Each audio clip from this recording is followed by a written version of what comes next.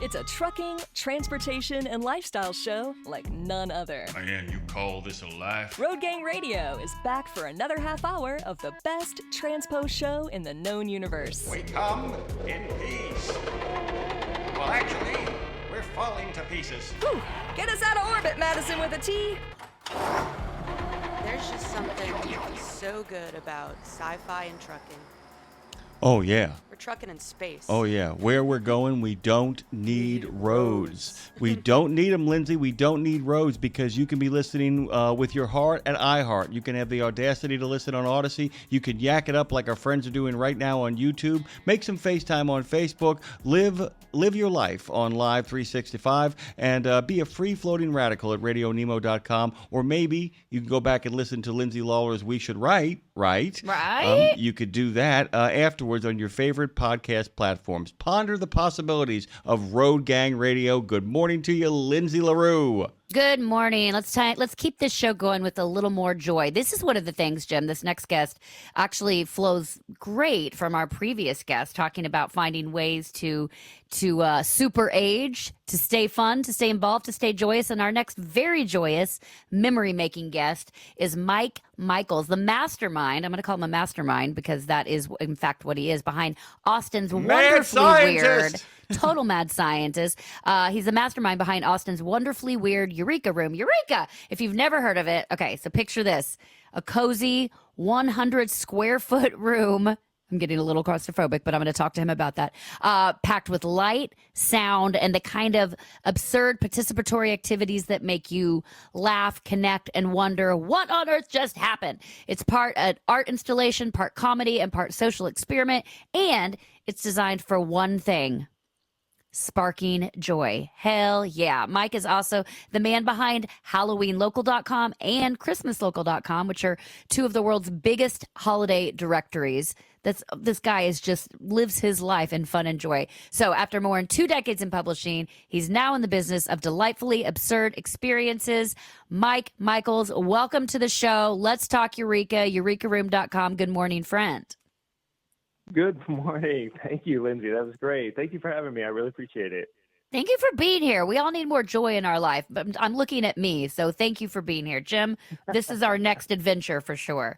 Well, and like I said, there are so many entrance points, too. It feels like the Eureka Room, and I have this little metaphor I came up with after going through all this kind of content, that the Eureka Room is a place where you go, and then once you've kind of been there, you kind of walk out and then go to Halloween Local and go to Christmas Local and realize all the little pockets of wonder that are everywhere. It almost feels like it's a great reminder that there are pockets, not these wide open sort of open world video game adventures, but there are these little tiny pockets, almost like, Hobbiton, where you can go in these places and kind of restore your faith and joy and then go out and find it and be able to recognize it more when you get out there in the real world. Can you kind of talk about the origin of all of this, where the idea came from to create a pocket of joy? Yeah, I'd be happy to. It's probably been going about 12 years or so. I had the idea, and I just wanted to create a unique experience. I grew up working in an amusement park. I love roadside attractions. I run this company that shows you where events happen, where I live in Austin. And like you mentioned, I have the other websites. And I just I really like experiences, and I wanted to create one of my own. And I like the kind of weirder surprise, secret kind of things. And so I decided to tinker with this, and a lot of false starts, a lot of failures, but a lot of testing. And I got it to where people have really started to like it. So love it in a lot of cases. Well, I'm gonna start with the obvious elephant in the room question, Mike, because this wonderful attraction is at your house, a different house now. And listen, that shows me that you have faith in humanity. But what if some sort of psychopath like myself wanted? No, I'm just kidding. But that is what prompted you to be like, not only am I going to create this joy, promote it online, but it's going to be at my house. That takes a certain kind of comfort level, I would say. So walk me through that decision. Courage. Yeah. Well, that was I love it, but I'm curious about it. That was a matter of. Did we lose him? Did we lose Mike? It evolved in my.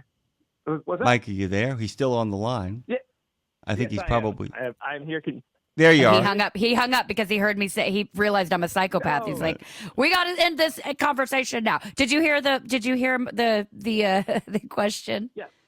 Okay. Yeah, I did. Can you hear me now? Okay. Yes. Sorry about that. Yes. That's all right. Yeah. Well, I have it in my house mainly because of financial. Sure. I didn't know if it was going to be a business or not. It's kind of weird. And then it just kind of stuck there. And I did have to have people come through. Originally, I had them waiting. My living room was the waiting room. I did eventually put a door on the side of the house, so it's a little bit less weird for everybody. They don't have to come through my living room and see all my stuff. But yeah, for some people, it adds a little, more specialness. For some, it kind of weirds them out. I haven't had any issues. I mean, it does actually, makes me, like you said, kind of restores my faith in humanity in some ways, because it's like people come, there's no problems, and they hopefully does the same for them, because it's just a door on a house. It's nothing fancy right now. So. Well, and I am joking by saying that, I really do believe that the restored faith in humanity. I think it's the same idea as like Airbnb. It's like when you put yourself out there with that trust, I think it sets people up for success, not the other way around. So I think what you're doing is so joyous that it's countering anything that could ever be negative. But but what would be, but on that note though, what is there any weary traveler or family or somebody that stands out that was the most interesting guest you've had at the Eureka Room, aka your home? Yeah, I had, so when people book it, they can book like a private group, or they can book just like a mixed group. So whoever else joins up. So a lot of times I have people who don't know each other. And so I had one time, it was just 4 people, which is kind of the minimum to make it fun. So I was kind of like, okay. And it was these 2 young women and then these 3 older women who I could tell were really already maybe a little bit more sophisticated. And it turns out that 2 of them didn't even speak English. They were from Brazil. And I was like, oh man, like, cause you have to, there's instructions and things, in English. So I was like, I don't know how this is going to go. And man, they went in there, and I'm not in there with them, just folks who haven't been there. And there's kind of instructions through the speakers and things. And they were just screaming and laughing the entire time. It was like, I came into the room and they had like taken the props and had them on their head. It was just, you never know. It's just so great to see like people. They didn't even speak English, and they were like getting along. They were literally hugging each other, these strangers afterward. Which this doesn't happen much, but that was really awesome. a special moment. Jim, Joy knows no language, Jim. It knows all languages. And there is a certain energy of sui generis to this. I mean, as if it just kind of sprung from your head, like the goddess Athena from like Zeus's forehead. It just kind of pops out. Was there any inspiration? Was there anything that you looked at and said, I really dug this, but it could be completely different, but was there an experience of joy that you had as a young man? Was there an experience of joy that you really recount? Because I can hear it in your voice. Your voice has got that infectious sort of bounce of joy in it, where you're like, man, I really loved that particular moment of this particular amusement park or this party I went to, where you said, I really want to capture that when I put this together. Or do you feel like it's all just kind of accumulated and then it all just kind of came out? Do you understand what I'm asking here? Yeah. Well, I think the amusement park at the time didn't seem formative, but I mean, it was a crazy place. Those places are run by 15-year-olds, and terrified. And it was just really interesting to kind of be behind the scenes and do these things. And so that was definitely a big one. And I love people's passion projects, like people who are doing. There's this guy in town. There's this cathedral of junk. It's this giant, monstrous thing that friend of the show. We've had him on our show. Friend of the show. Oh, have you? Oh, yeah, Vince. Yeah, and it's just, it's really, there's no reason people need to do this, but when they do it, it's really cool. And so I think that's kind of one of the things that kept me going. It's like I want to do something interesting that people are gonna like and connect with, and just a little. Diversion from their everyday normal. Well, and it's, adults forget how to play, and also tech also gets in the way. And there's it here at the Eureka Room, you've got no phones, no tech. It's like literally stripped away so you can be there for the joy. But, so with all that being said, even though this is based on joy and absurdity, do you see a bigger purpose? I know the answer is yes, but do you see a bigger purpose, like teaching people to connect, or just giving them a break from normal life? Is that really what's going on behind the scenes here, and some of your kind of bigger vision or hope for it? Yeah, I really enjoy that. I think a lot of people don't have that opportunity. They have this thing they call the loneliness epidemic. A lot of people, you can do everything at home now. So it's really, Yeah. I really enjoy, connecting people. People can see, strangers aren't always dangers, and that's really rewarding. And yeah, I think that a lot of that is just this sense of bringing people together and connecting. I mean, it's nothing big. I mentioned those people were hugging. It's really light interaction. There's some high fiving. There's some shouting, but that's enough to really get people, feeling something special and feeling connected and a little bit more lighthearted. By the way, Mike, I'm going to ask Lindsay a question by way of kind of getting to you with a question. I don't know, he talked about the loneliness epidemic just now. Are you attuned to that, Lindsay? I mean, I feel that. I don't feel the loneliness myself. I have friends and I have family that love me. But when you walk around and, you kind of move in society, I mean, you got a kid, so you're everywhere. Do you feel that? Do you see people like at sports fields or, playgrounds and all that? And do you see that going around you, that loneliness? Yeah, particularly because Mike, I like to ask questions. I like to dive deep. I'm very driven by connection. And I realized it last night with a woman, a mom that I was sitting with as we both dropped our kids off to theater, and we got into a really deep conversation. And she told me some very, very deep things. This is a woman that I've met twice. And in that moment, I realized, wow, this is somebody who doesn't have someone to talk to, including her own perhaps husband or family. And so, yeah, I was thinking about it a lot last night. Just like people want to be heard, want to be seen, but also feel like they can't take up space, or they don't want to get in the way, or why would anyone care about what I have to say? So, yeah, I think that. I think especially if you're brought together by something joyous, then you can get deep quickly. Like case in point, last night we were brought together by both of our daughters on stage at a theater performance. That's very joyous. So we had that quick connection, which could be the Eureka Room. You're brought together with something in joy, and then who knows what can come from it? Who knows what conversation could have? Who knows what somebody was needing? Maybe you were needing them, they were needing you. Who knows? I mean, that's very deep for a 100 square foot room with lights and hugging and high five. But I do think one can lead to the other. Yeah, absolutely. I've had people leave and who didn't know each other when they came in, and they went out and got a drink, and it's really my bigger vision. We made it through the Eureka Room. We made it. Let's go have a drink. We lived to tell. I know. Yeah, people do ask me a lot if they're going to get murdered, but no one has been murdered, just for the record. Great. But I mean, it's at the beginning because it's kept a secret. It's kind of, obviously in my house. But yeah, I mean, people will go, connect, and that's just great. I would love to have a bigger place where, there was a bar or coffee shop attached where people could hang out. There's really not a lot of places for them to go unless they try a little bit harder, but it'd be nice if it was just right here and they could just do it. But I don't want them to do it in my living room, so they have to.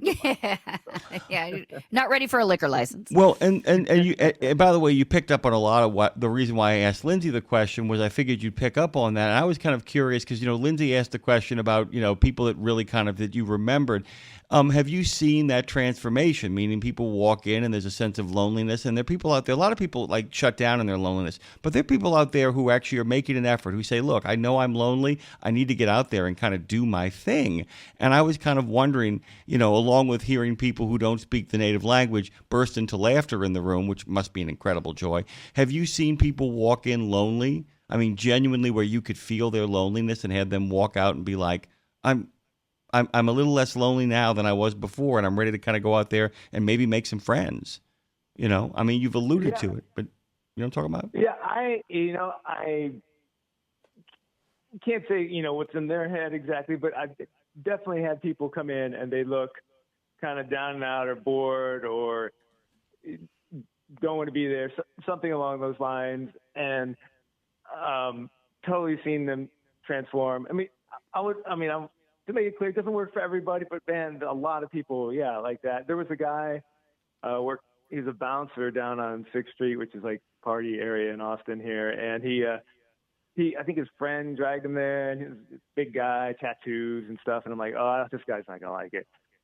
Too goofy probably. But oh my God, when he came out, it was like this light had just gone on, and he just wouldn't stop talking about it and talking to me. And he was just so excited. And that's just great. And I feel like, I don't know if he was lonely, but I do think that a lot of people do feel more connected. And I think that's where a lot of the joy comes from.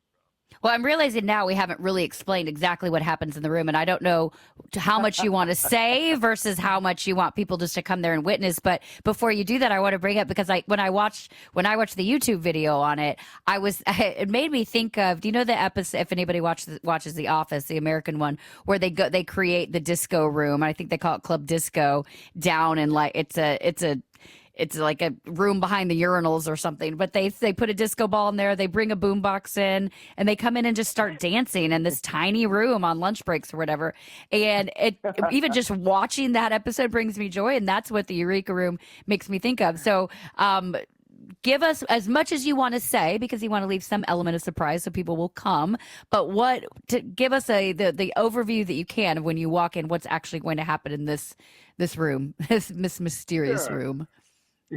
Yeah, it's hard to advertise a place that's supposed to be a secret, but I don't mind. Yeah. It won't change anything. You show up. First of all, it lasts about an hour. The room's about 100 square feet, and it's kind of a white box you walk into, which is inside my house, and it's on the sides of the walls. There's this white plexiglass. There's about 40,000 LEDs behind them, and in the front there's a projection screen, and it comes from the rear projection screen. So I can make it completely dark in there. So there's a lot of moments of darkness, and then there's a lot of like build up to some really absurd moments. There's a program that's somewhat, it starts out like meditation and then turns into this crazy high-fiving thing. There's some other things with weird instructions, and you shout things. There's a lot of, when something happens, you shout a thing. And then at the end, I bring in this table where there's some props and you kind of play a game. But that also is kind of like, there's a lot of irony and kind of tongue-in-cheek stuff that I try to put in there. And I'm not in there, like I said. It's just like whoever's in there has to interact or not with each other. But it's kind of like being in an elevator where, like, after a while you almost feel like you have to interact, otherwise it gets more awkward. So it works. By the way, it reminds me in a different way. There's a restaurant here, guys, that is called the Mosquito Scupper Club, and you pay in advance, and it's family-style dining, which means you can make a reservation for up to 3 people. After that, they tell you that's it, you're done, and then they sit you at this big table, and essentially you have to kind of go around the table and introduce yourself. And when they bring the food out, they bring it out family-style. Except for the occasional muffin or salad, everything they bring out, Lindsay, is like in big bowls. And it's like you have to figure out ways to kind of navigate with people to serve yourself stuff. And by the end of it, people who were strangers are now friends. And by the way, I was curious in regards to, do you find that you're growing in popularity? Do you feel like there's something out there right now where people are dying for experiences rather than things?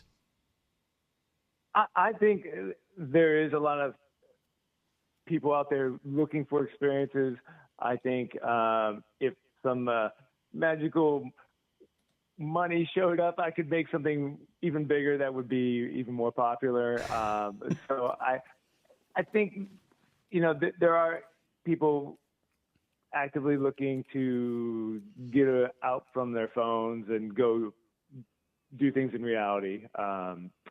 And so I think there'll be more of this. I think just again with the loneliness epidemic, or just people wanting to connect, there'll be more businesses and experiences for people to do that, because it'll have to be done more intentionally than just by happenstance of how it used to happen more often. Yeah. Well, I love magical money. I hope somebody gives you some magical money, by the way. Somebody listening, please give Mike Michaels some magical money. So this can grow and expand and evolve and maybe get another place, have a coffee shop and a bar attached. I mean, with that being said, do you see a future where there's a Eureka Room in other cities? Does it, or is it something that you would like to keep Austin based? Because this is, it's kind of the same ideas like in the escape room situation. Although this is, people get scared of the escape room, because it's scary, and if they're like, I'm not smart enough, or what if I never get out? That kind of thing. This is not that. It's a mini meow wolf. It's a mini meow wolf, dude. And for someone like me who's got claustrophobia, I'm like, heck no. But Eureka Room, I'm like, oh, that's joy in one room. Okay, I can get on board. I know the door. I know Mike. I'll be in Mike's living room if you need me. But is this something that is that any sort of vision, or was your intention just to start it and let it be what it will be? Well, right now it's on semi hiatus. Like, I'm working towards the next thing, but I would like it to be a bigger thing, and probably just one location in Austin or wherever it lands. If someone else wants to partner with me, I would be happy to bring it somewhere else. And I have talked to other bigger places about bringing it in. So it may not be something that I developed fully on my own, which I'm be happy with. I just want to get it out there and help it grow, because I've really enjoyed it, and other people who have visited have really enjoyed it. I want to talk about the other two things that have kind of lurking in the background, and they're just a click away. HalloweenLocal.com, of course, is so near and dear to my heart I can't even see straight. And ChristmasLocal.com. Can you talk about the inspiration to actually put these together? Because I have to tell you, as somebody who every October is obsessed with Halloween, I curate the hell out of this show. We go from horror podcasters, horror novelists. We have at least 3 of the biggest haunted houses in the United States. Their proprietors come on the show. We love all this stuff. What was the kind of inspiration? Was it just a matter of there's a thing that I want to have that nobody else has made, so I guess I got to make it? Is it as simple as that? What is the driving force to do this? Yeah, well, it evolved from my other company, which is a wall calendar that shows you when events happen in Austin. And I had just a little website that kind of had events around Christmas time for Austin. And that one got kind of popular. I mean, for as big as it could be. And I just started realizing there wasn't really a big site for, Christmas events. And then I did a Halloween one. And this year I just launched a Halloween one. It's got a map. You can search all over the country for haunted houses, fall festivals, things like that. And yeah, I didn't feel like there was anything out there that really met what I wanted out of a site like that. And hopefully it helps people find, more fun things to do around Halloween and Christmas. It's cool. I mean, I'm on it right now and put Franklin, Tennessee, and where I live, and I'm seeing, like you said, it shows you some like walking ghost tours of downtown Franklin, the Pumpkin Fall Fest. It's got family stuff. It's got scarier stuff. I'd be remiss if I didn't ask you, you being the Halloween and Christmas and joyful expert here. Is there a haunted house anywhere in the country that stands out to you that at the top of your head to be like, this is the scariest? Oh gosh, I don't know. I exactly. I hate to say pick one, but I'll pick the local big one, the House of Torment. They're part of a bigger network now called the 13th Floor, and they have just really awesome ones. There's one on a boat out in LA, like an old cruise ship, I think, or something, and they just have which I'd really love to go check out. So. I'll say House of Torment. House of Torment sounds family friendly. And the boat, that's the Queen Mary. Isn't it the Queen Mary that does that? Yeah, yep, that's it, yeah. Yeah, I've done that when I used to live there, which it's actually just haunted in general, and then whether you believe in that or not, and then you throw in making it an actual place to go is pretty cool. Well, Jim, it sounds like Mike would be the kind of guy to have around in October and December and always. I'll tell you this. I'm looking at the New Orleans one right now, and some of them I'm like, okay, I can kind of see that. But other ones I'm like, that's it. There's the truth right there. There's some stuff here that Something for everyone. by the way, Mike, Lindsay's up in Tennessee. I'm down here in the city of New Orleans, and so I have a certain ability to relate to what you got going on here. But a lot of really fun stuff, guys. Just type in your city. Type in your city, type in your local community. It's over 1,000 possibilities. There's a lot of stuff out there to do. He gives you a top 10. There's a lot of other stuff out there. We're out of time, Mike. We loved having you on. We can't wait to get back up to Austin at some point. We will be making our reservation. We will find you. Yeah, please do. Please do. Hit me up. Let's come in. I will find a time for you. So, yeah, and anyone else who wants to come who's listening, please, come visit. We will. Eureka. EurekaRoom.com. Well, thank you both for having me. I really appreciate it. Oh, you got it, brother. You got it, by the way. Can't wait, by the way. With guys out there looking out for the seasons, I think we're going to be okay. Hey, Mike, I don't want to freak you out, but I'm in your bushes right now. Can I come in your house? For $29, I can. It's a Eureka. Eureka.